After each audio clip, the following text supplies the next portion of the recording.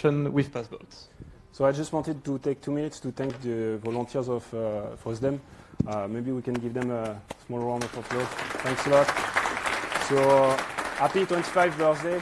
It's been a while since we live in the future now. So I asked the AI to write my jokes, and the AI asked me to ask you if the Wi-Fi is you managed to make the Wi-Fi work after 25 years. So yeah, even the Wi-Fi jokes are getting old. So I'm Remy, I'm co-founder of Passbolt. I do some other things like the Open Source Founder Summit with Emily at the back.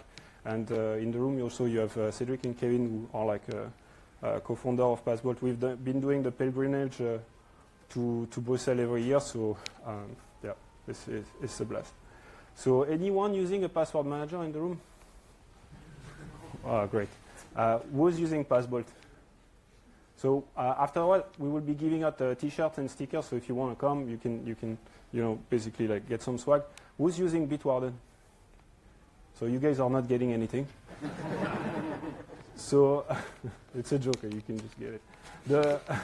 We built a password manager that is designed for collaboration. So the main difference is that you can assign permission granularly to secrets. So you can store your TOTPs, you can store your machine-to-machine secrets, your SSH keys, you can store all sorts of things that are secrets and that you want them to be end-to-end encrypted. So you can organize your secret by folders, by group. You can assign permissions to folders and apply this permission recursively. So basically that's the strength of the software.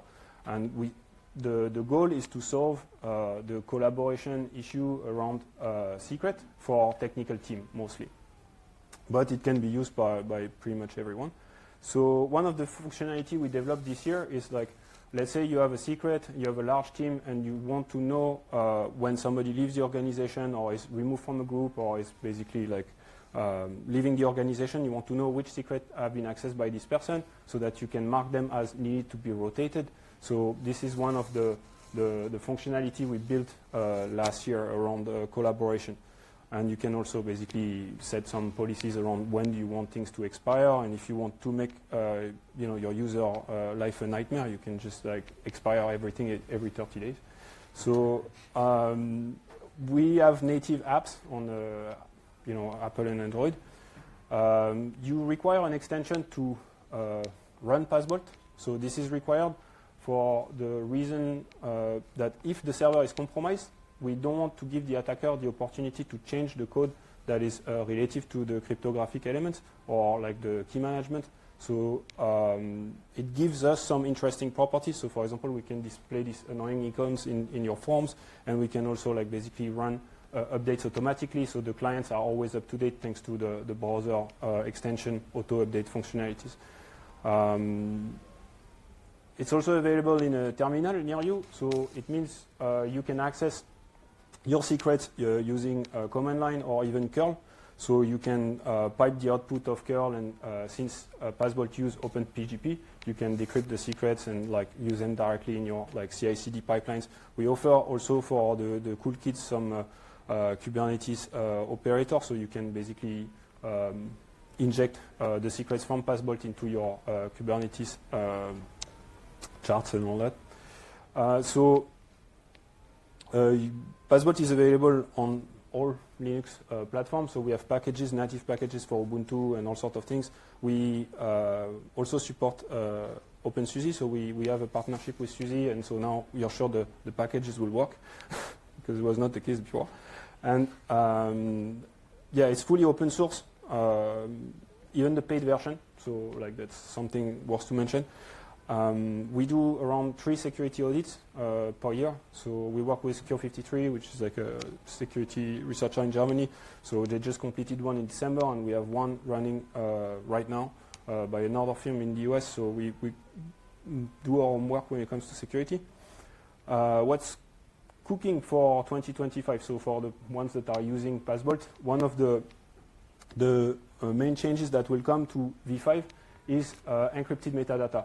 One of the difficulty when creating a credential manager is that you have different people that have different kind of requirements. So on one side, you're going to have the consumers. So, for example, like my mom or whatever. And then you on the other side, you're going to have like companies like banks or like that have strong requirements when it comes to security, and they have like requirements that are defined by the state or like whatever industry they are working on, depends. So historically, Passbolt have been more on that side. So on that side, it is expected that, for example, your administrator know who you are, he knows your name, he knows like, and on the other side, you have like the expectations that my password manager doesn't know when I'm using a certain credential to go somewhere. On this side, the administrator wants to know when you're using credentials. So it's been like complicated to balance all these requirements, because sometimes you have organization that behaves like consumers, so they want privacy. So let's say you're an organization that organizes a protest, you want anonymity, but if you're a bank, you absolutely don't want that. So we've been trying to balance the requirements, even though historically we've been leaning on that side. So one of the changes that we are introducing with v5, and it's actually available in v4.10, and we work hard to ship the v4.11 so you can actually test it. So there is a feature flag that you can enable, and you can test encrypted metadata in version 4, even though it will be available only in version 5. You can already test it with version 4. So the main change is that we will encrypt the metadata. So there will be several ways you can do that. One way is you encrypt with your personal key. So let's say you want to use it more on the consumer side. You can use your personal key, and then the administrator will not be able to see your secrets or like anything related to your secret. And if you are sharing, then we will use a shared key to encrypt the metadata. So Passbolt use OpenPGP, which is a hybrid crypto system. So you have like a random session key, iOS key, that is encrypted with a public key. And altogether, that makes the secret. So there will be options for administrator to choose if they want to disallow, for example, personal usage, they can. Or if you want to turn your Passbolt into personal usage only, you will be able to do that through the settings. So it's been quite a bit of work, as you can imagine. That's why it's called Passbolt version 5. So that will improve the security posture. I think I'm running out of time, so I'm just going to skip that. But if you want to sneak peek at how the UI will change, there is some, because it's a major version, we had to give it a little repo lineage. So you will be able to construct your secrets and basically, like Legos, add some components to your secrets. So you'll be able to construct the kind of resource types that you want to use. So I'm running out of time, but we are outside if you want to talk about it. We have some other goodies that are coming up soon in version 5X series.